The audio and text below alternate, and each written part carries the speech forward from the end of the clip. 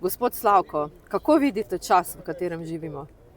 Kot enega najbolj zahtevnih v mojem že dolgem življenju in če rečem zelo poenostavljeno, to obdobje, ki ga bodo te volitve prinesle pred nas, bo bodisi pomagalo nam iziti iz teh vseh zapletov, od vojn, ekonomskih problemov, problemov z demokracijo in še z naravo, ja, ter novimi tehnologijami, ali pa bomo zahodili.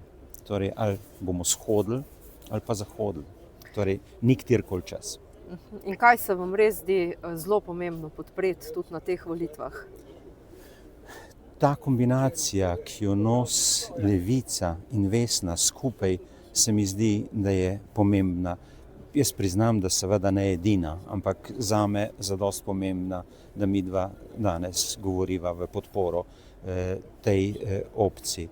Zakaj? Skrb za ljudi in skrb za naravo je zelo strnjeno rečeno tisto, kar je zelo ključno zame osebno, praktično tako ključno kot to, da boste dodatno skrb v naslednjem obdobju posvetili tudi pomenu vzgoje in izobraževanja, šolstva. Tu bi lahko že zdaj vlada naredila več, v naslednjem mandatu pa upam, da ji bo to jasno.